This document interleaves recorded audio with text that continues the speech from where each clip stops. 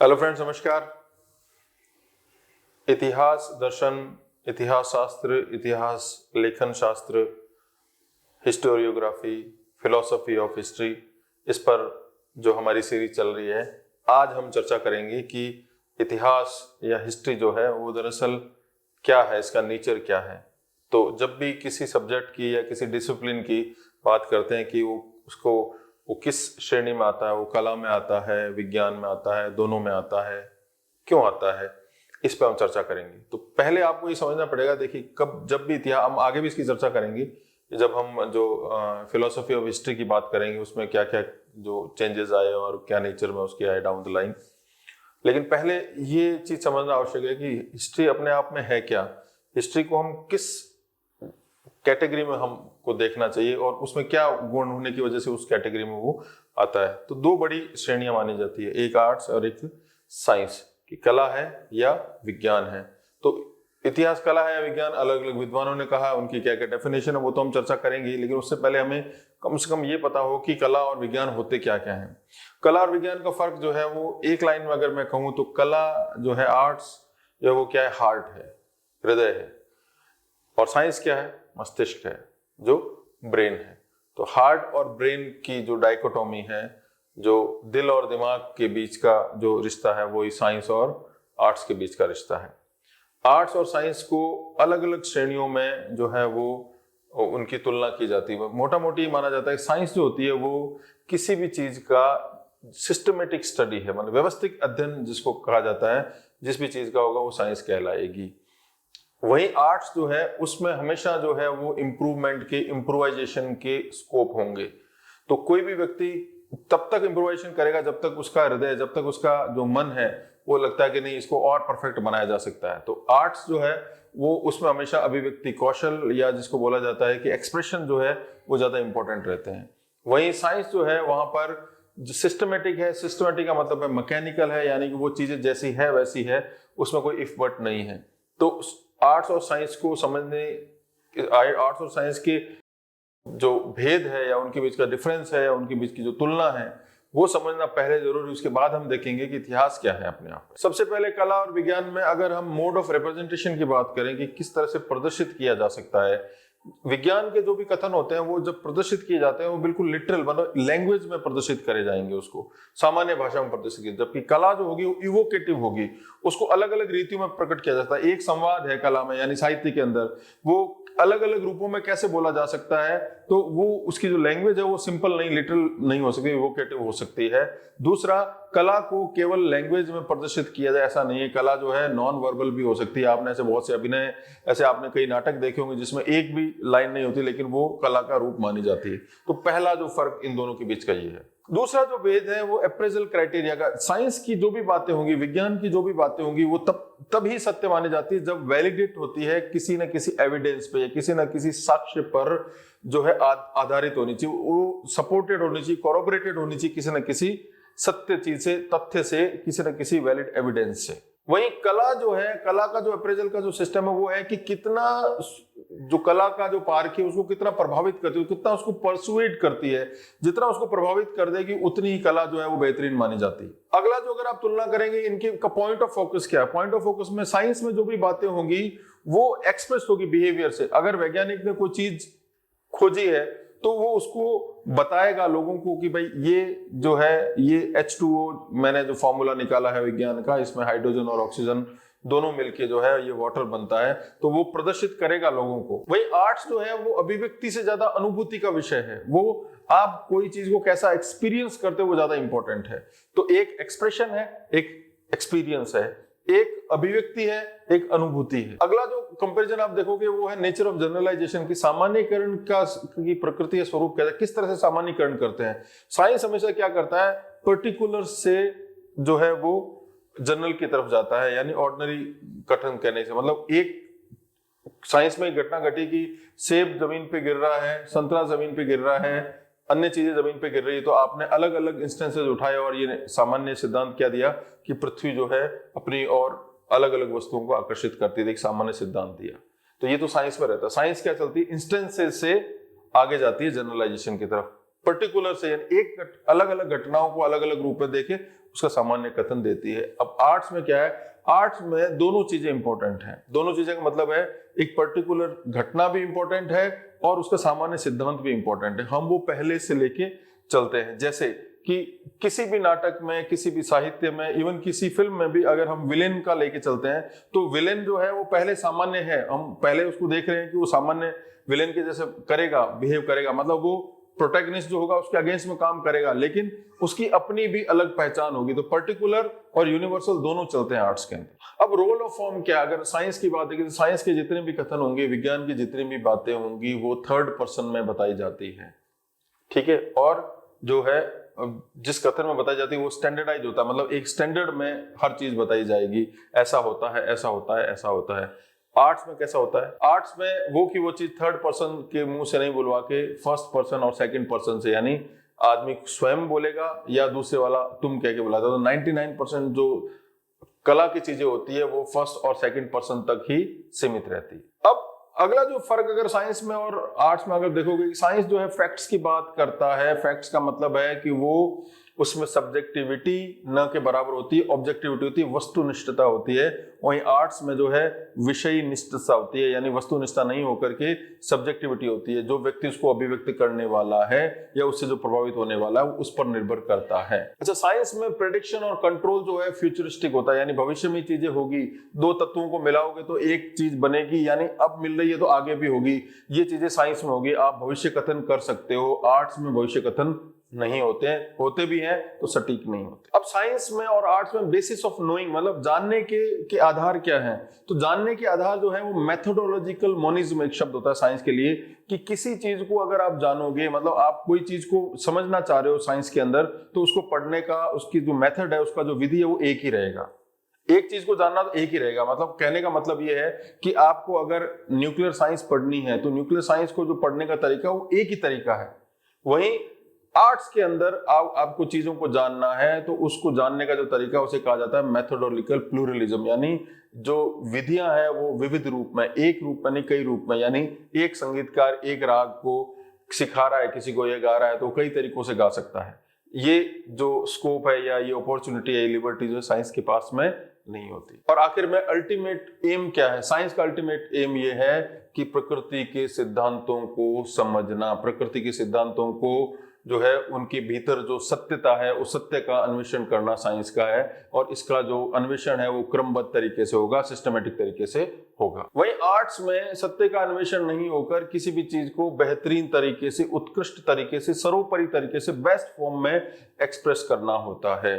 तो मोटे अर्थों में अगर देखा जाए तो साइंस और आर्ट्स के बीच का जो फर्क है वो आके जाकर वही तर्क, बुद्धि और जो है हृदय जो है उन दोनों पे आके ठहर जाता है। बाकी अब हम पढ़ेंगे कि हिस्ट्री कैसे कैसे लोगों ने क्या क्या बताई है तो हमें समझ में आना स्टार्ट हो जाएगा। अब देखिए, हिस्ट्री की बात आपको याद होगी, हमने इनिशियल लेक्चर्स उसमें करे तो उसमें मैंने बात की थी कि दो चीजें हमेशा चलती रहेगी हिस्ट्री जब भी पढ़ेंगे, एक रहेगा फैक्ट्स और एक रहेगा इतिहासकार या उसका जो दृष्टिकोण है।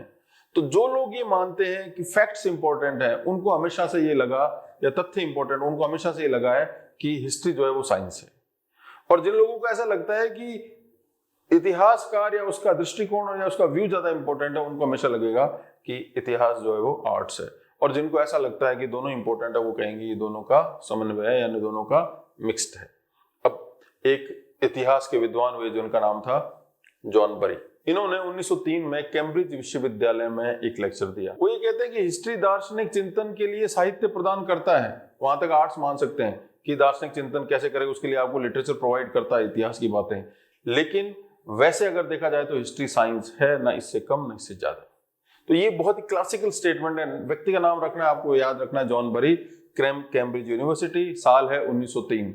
साल कैसे याद रखनी है, डेट्स कैसे याद रखनी है, आगे आगे हिस्ट्री हम पढ़ेंगे, मैं आपको तरीके बताऊंगा। तो 1903 जो है आपको याद रखना। उस समय याद कीजिए भारत में क्या हो रहा था, भारत में लॉर्ड कर्जन का शासन था, क्या कुछ हो रहा था, कई बातें आप जोड़ सकते हो। 1903 से आप 2003 तक आ सकते हो, उससे 100 साल पहले क्या हुआ, 2003 में अगर आपके जीवन में कोई महत्वपूर्ण घटना घटी हो, किसी भी तरीके से आप कोरिलेट कर सकते हो। इसके हजारों तरीके हैं, उसकी बातें बाद में। जॉन बरी की बात में आए प्रोफेसर सील। अब प्रोफेसर सील जो है वो कैम्ब्रिज स्कूल ऑफ हिस्टोरियन जो है उनके संस्थापक माने जाते हैं। वो कह रहे हैं कि हिस्ट्री का साहित्य से कोई लेना देना नहीं, हिस्ट्री साइंस है, साइंस है। अब देखिए, एक चीज आपको समझनी पड़ेगी, जब भी हम हिस्ट्री या इतिहास दर्शन की बात करेंगे ना, आपको थोड़ा सा वर्ल्ड हिस्ट्री का एक बहुत मोटा आइडिया होना चाहिए कि जब भी हम किसी विद्वानों की बात करते हैं या किसी डिसिप्लिन के डेवलपमेंट की बात करते हैं, तो पहली चीज आपको याद रखनी कि हम हमेशा, आप देखिए, नोट करना आप इस चीज को, कि हम ग्रीक फिलोसफर्स के बारे में, ग्रीक हिस्टोरियंस के बारे में बात करते हैं।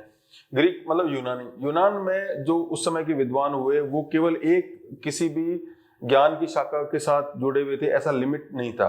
चाहे वो पाइथागोरस हो, चाहे वो हेराक्लाइटिस हो, चाहे वो थेलीज हो, चाहे एरिस्टोटल यानी अरस्तु हो, चाहे वो सोक्रेटिस यानी सुकरात हो, चाहे प्लेटो यानी अफलातून हो, इन्होंने हर ज्ञान की शाखा में अपनी जो है, एक तरह से हम कहें फुहड़ शब्दों में, टांग अड़ा रखी है। तो इन्होंने, अब वो बहुत बड़े विद्वान अपने समय के माने गए।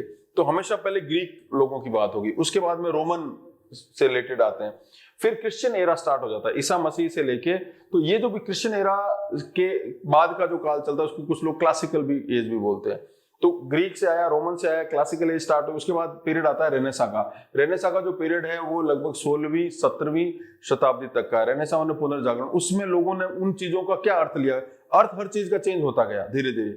फिर प्रबोधन का काल आया। प्रबोधन का काल मतलब साइंस वाइंस और इनका बहुत जबरदस्त डेवलपमेंट हुआ, तो प्रबोधन का काल आया। और उसके बाद में जो है आधुनिक काल, और उसके बाद में कंटेम्पररी काल। तो कोई भी चीज का जब आप अध्ययन करेंगे तो इसी क्रम में आपको करना है। तो पहले हिस्ट्री, अब हेरोडोटस जो इतिहास का जनक माना जाता है, उससे पहले हिस्ट्री जब होती थी, हिस्ट्री में क्या होती थी, माइथोलॉजिकल, थियोलॉजी की चीजें, राजाओं के वृत्तांत। अब वो सत्य हैं या नहीं है, कोई नहीं जानता उनको।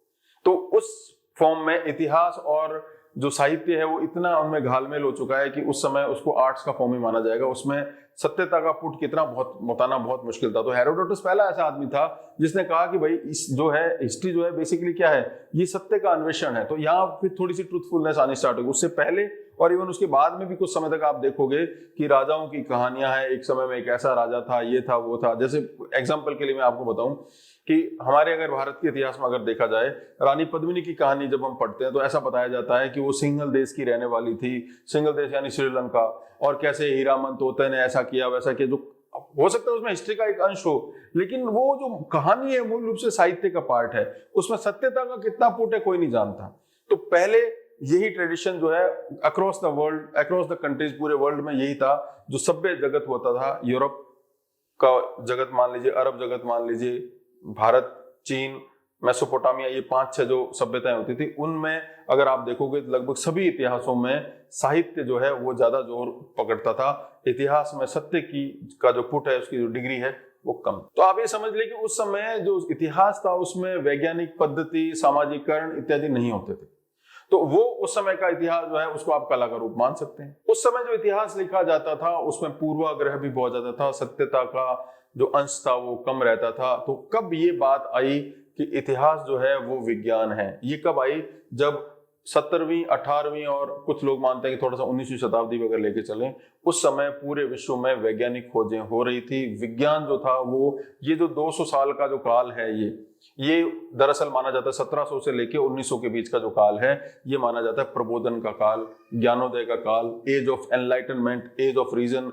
न्यूटन के सिद्धांत जो है वो आ गए। तो न्यूटन जो है उस समय के विज्ञान का बहुत बड़ा पिलर माना जाता है। बड़े बड़े वैज्ञानिक आए, डार्विन का सिद्धांत आया, लाइबनिट्ज आया, आपका डेकार्त आया। इन लोगों ने ऐसे ऐसे सिद्धांत दिए जिसमें माना जाने लगा कि सत्य वही है, सत्य और विज्ञान एक ही चीज है, और हर ज्ञान की शाखा है वो विज्ञान के दृष्टिकोण से देखी जानी चाहिए। इसलिए जो इतिहासकार है अब वो स्वयं आग्रह करने लगे कि इतिहास जो है वो बेसिकली साइंस है, इसको आर्ट्स के रूप में न देखा जाए। यानी जो भी चीज हम पढ़ा रहे हैं, जो भी चीज हम पढ़ रहे हैं वो सत्य है, वो सत्य तभी जब वो विज्ञान है। यानी उसमें जांच होनी चाहिए, उसमें विश्लेषण होना चाहिए, उसमें मूल्यांकन होना चाहिए, उसमें कुछ प्रेक्षण होना चाहिए, उसमें सामान्यीकरण होना चाहिए, उसमें प्रेजेंटेशन यानी प्रस्तुतिकरण होना चाहिए। तो अब कई बार ये प्रश्न आएगा, आपसे पूछा जाएगा कि ऐसा कौन सा विद्वान था जिसने प्रोमिनेंटली सबसे पहली बार ये कहा कि इतिहास जो है वो साइंस है। हाले विश्वविद्यालय में प्रोफेसर वुल्फ ने 1794 में पहली बार ये माना। अभी 1794 का जो काल है, मैंने आपको बताया कि 1700 से लेके 1900 के बीच का जो काल है, ये चरम काल है प्रबोधन का। वैसे तो 1600 से स्टार्ट हो गया प्रबोधन, लेकिन ये चरम काल है। हर व्यक्ति साइंस के एंगल से सोच रहा है। तो हाले विश्वविद्यालय में वुल्फ ऐसे पहले व्यक्ति हैं जो ये बताते हैं कि इतिहास जो है history is a science. Professor Wolf Halle विश्वविद्यालय में होमर साहित्य के प्राकथन पर अपना लेक्चर दे रहे थे। उन्हीं में उसी लेक्चर के दौरान उन्होंने कहा कि इतिहास में वैज्ञानिक पद्धति से अध्ययन किए जाने को बढ़ावा दिया जाना चाहिए, क्योंकि मूल रूप से इतिहास जो है वो एक विज्ञान है। इस तरह से प्रोफेसर वुल्फ के कहने से धीरे धीरे ये परंपरा प्रारंभ हुई। खास करके सबसे पहले अगर आप प्रश्न आता है तो याद रखिएगा, सबसे पहले जर्मनी में इतिहास को विज्ञान के रूप में देखा जाने लगा। जर्मनी के ही बीजी न्यूबेहर और लियोपोल्ड वॉन रांके ने इस परंपरा को आगे बढ़ाया और रांके ने इतिहास को विज्ञान के रूप में माना, न केवल माना, इन पर अपना एक शोध भी प्रकट किया। रांके ने बड़े जोरदार शब्दों में ये कहा कि इतिहास विज्ञान है तथा किंवदंतियों और मनगढ़ंत कहानियों से इसको दूर रखा जाना चाहिए। उन्होंने कहा कि इतिहास जो है वो आई विटनेसर यानी चश्मदीद गवाहों के जो है जो संस्मरण है उनके आधारों पर और विशुद्ध ऐतिहासिक दस्तावेज उनके आधार पर ही लिखा जाना चाहिए। फिर जर्मनी के बाद में इंग्लैंड की बारी। इंग्लैंड में सबसे पहले टॉमस बकल ने कहा कि इस इतिहास विज्ञान है, और उसके बाद में जो सेलिब्रेटेड जो है जॉन बरी, जिन्होंने कैम्ब्रिज विश्वविद्यालय में 1903 में कहा कि ये विज्ञान है, ना इससे कम है ना इससे ज्यादा है। जॉन बैगेनल बरी ने इसे इतिहास को मानव विकास का विज्ञान बतलाया। तो अब देखिए, पहले का जो इतिहास है या क्लासिकल एज का या रेनेसांस से पहले के एज का, पुनर्जागरण के काल के पहले का जो इतिहास लिखा गया है उसमें साहित्य का पुट ज्यादा है, किंवदंतियों का पुट ज्यादा है, मनगढ़ंत कहानियां ज्यादा है, स्पष्टता सत्यता का अंश कम है। तो उसको ज्यादातर रूप में कला का रूप माना गया, क्योंकि वो साहित्य की धरोहर के रूप में देखा जाता रहा था।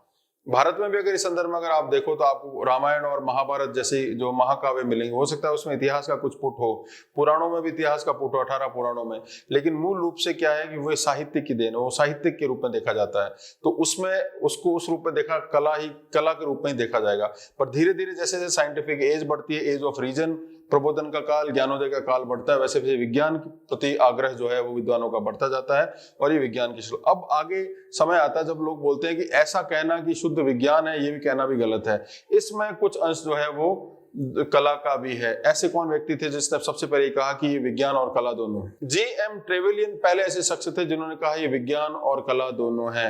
वो कहते हैं कि तथ्यों को इकट्ठा करना, तथ्यों की जांच करना और ये कहना कि ऐतिहासिक तथ्य है, इनमें सत्यता का पुट है, यहाँ तक ये विज्ञान है। लेकिन उसको किस तरह से प्रेजेंट किया जाएगा पाठकों के सामने या पढ़ने वालों के सामने, उसका प्रेजेंटेशन किस तरह का होगा, उसका प्रस्तुतिकरण किस तरह का होगा, ये कला है।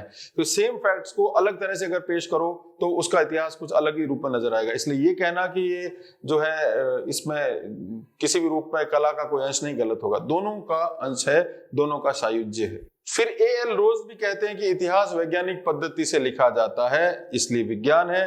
फिर उसको बेहतरीन रूप से प्रकट किया जाता है, उसका प्रस्तुतिकरण किया जाता है, तो ये यहाँ पर कला, यानी विज्ञान और कला दोनों। तो इतिहास में सत्यता है, इतिहास के जो फैक्ट्स हैं, जो तथ्य हैं वो सत्य हैं, यहाँ तक वो विज्ञान के रूप में ही बनता है। यानी इतिहास का जो सृजन किया जाता है, इतिहास का जो निर्माण किया जाता है, हिस्ट्री का जो क्रिएशन किया जाता है, उसमें जो फैक्ट्स लिए जाते हैं वो वहां तक वो विज्ञान की शक्ल लिए होता है, उसका जो नेचर है वो विज्ञान जैसा है। जैसे एग्जाम्पल के लिए कि बक्सर की लड़ाई हुई या प्लासी का युद्ध हुआ या बंगाल का विभाजन जिस दिन हुआ, तो ये हमने एक तारीख बताई, ये तारीख फैक्ट्स है, इफेक्ट का यानी तथ्य को इंगित करती है। जहां तथ्य है, जहां सत्यता, वहां विज्ञान है। उसको आपने कैसे लिया? अलग अलग रूपों में लिया, अलग अलग स्रोतों के रूप में उनकी छानबीन करके, उनकी खोजबीन करके, उनकी सत्यता का आकलन करके, उनका मूल्यांकन करके, उनसे जो है जो खराब या गलत चीजें उनको हटाकर जो भी हमने काम किया, सब वैज्ञानिक पद्धति से हुआ है। तो यहाँ तक जो बात वो विज्ञान तक है। लेकिन अब उसको प्रकट जब करेंगे, जब उसको बताया जाएगा, लिखा जाएगा, उसका जो नरेशन होगा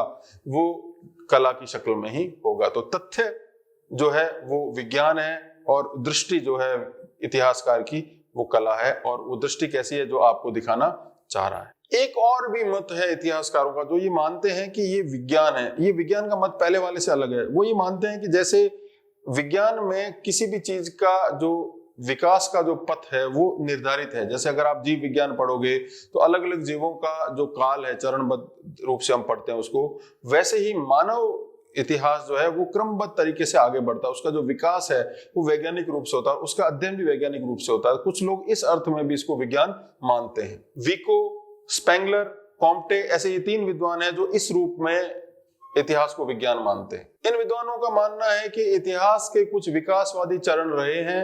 अलग अलग चरणों में, सभ्यता और संस्कृति के चरणों से इतिहास, मानव सभ्यता का इतिहास गुजरता है। इस रूप में भी ये विज्ञान है। अब इतिहासकारों ने कई ऐसी आपत्तियां भी, कुछ चार्जेस भी लगाए हैं कि हिस्ट्री के ऊपर, की हिस्ट्री जो है वो साइंस नहीं है।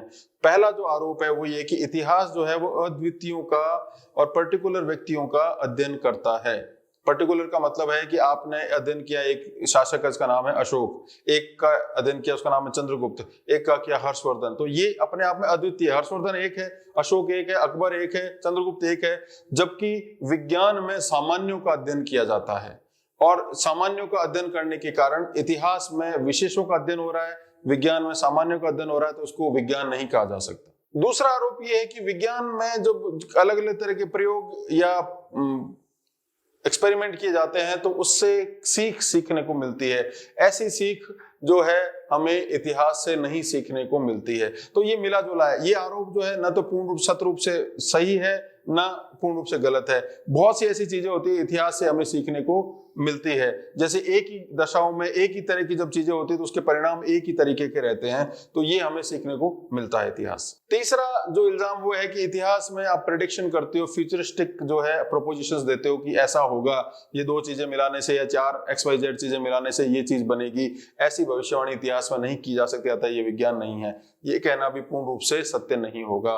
इतिहास में यद्यपि उस रूप से भविष्यवाणी नहीं हो सकती जैसी विज्ञान में होती है, लेकिन कुछ भविष्यवाणियां हो सकती है। जैसे प्रथम विश्व युद्ध और द्वितीय विश्व युद्ध, यानी दो विश्व युद्ध के मध्य का जो काल है, कई इतिहासकारों ने इसे 20 वर्ष का शांति समझौता कहा था और ये बात अक्षरशः सत्य साबित हुई। तो ऐसा नहीं, इतिहास में बहुत से प्रेडिक्शन होते हैं जो सत्य साबित होते हैं। और एजकार तो कहते भी हैं कि इतिहास में विज्ञान जैसी सटीक भविष्यवाणी नहीं हो सकती, लेकिन इतिहास समाजों के लिए, व्यक्तियों के लिए एक मार्गदर्शक या मार्ग पथ प्रदर्शक बन सकता है। एक बड़ा इल्जाम यह है कि इतिहास जो है विषय परक होता है, सब्जेक्टिव होता है। तथ्य जो है हो सकता है कि वो निरपेक्ष हो, न्यूट्रलिटी हो उनके अंदर, लेकिन उसके ऊपर जो व्यू है इतिहासकार के, वो किसी न किसी रूप में प्रभावित होते हैं। वो किन मूल्यों से प्रभावित होकर उन तथ्यों को देख रहा है और उसका प्रकटीकरण कैसे कर रहा है, तो बहुत रूप से ये विषय निष्ठ हो जाता है, जबकि विज्ञान जो है वस्तुनिष्ठ होते हैं। अंतिम जो आरोप है इतिहास के ऊपर कि विज्ञान नहीं है, वो ये कहते हैं कि इतिहास में धर्म और नैतिकता का जो है गहन मेल है आपस में, तो विज्ञान में धर्म और नैतिकता की चीजें नहीं आती है। तो कुछ हद तक ये इल्जाम जो है, ये जो आरोप है, ये चार्ज जो है वो वैलिड लोग मानते हैं। लेकिन ये देखा जाना चाहिए कि इतिहासकार जो इतिहास लिखता है तो इसलिए वो नहीं लिखता है कि वो इतिहास के रूप में उसका सृजन कर रहा है। और इतिहासकार हमेशा प्रयास करता है कि समाज के या किसी कालखंड में वो मूल्यों को स्थापित करें। इसके लिए धर्म और नैतिकता जो है हमेशा एक इतिहासकार का एक जो है कवच के रूप में रहती है, जिसका सहारा लेके वो उन मूल्यों को स्थापित करने का प्रयास करता है। तो फिर इतिहास क्या है? इतिहास विज्ञान नहीं है, इतिहास पूर्ण रूप से कला नहीं। पूर्ण रूप से कला कैसे नहीं है? क्योंकि ये चित्रकला, संगीत कला और वास्तुकला की जैसी वास्तुकला नहीं है, कला नहीं है। जो चीजें इन कलाओं में पाई जाती है, इम्प्रोवाइजेशन, जो मनोरंजन या अन्य जो भी रूप पाए जाते हैं, वो वैसा इतिहास, वैसी कला नहीं है। इतिहास वैसा विज्ञान भी नहीं है जैसा भौतिकी या गणित रूप में होते हैं। तो क्या है? तो ऐसा माना गया है कि इतिहास जो है वो एक सामाजिक विज्ञान है। सामाजिक विज्ञान, जितनी भी सोशल साइंसेज है, उनकी मदर जो है वो हिस्ट्री को माना जाता है। इतिहासकार HD के शब्दों में अगर कहा जाए तो इतिहास जो है वो सामाजिक विज्ञान में इतिहास का वही स्थान है जो प्राकृतिक विज्ञान में गणित का है। गणित जो है प्राकृतिक विज्ञानों में सर्वोपरि मानी जाती है, वैसे सामाजिक विज्ञानों में इतिहास को माना जाना चाहिए, यानी वो दोनों का सम्मिश्रण है। आज के लिए इतना ही, बहुत शुक्रिया।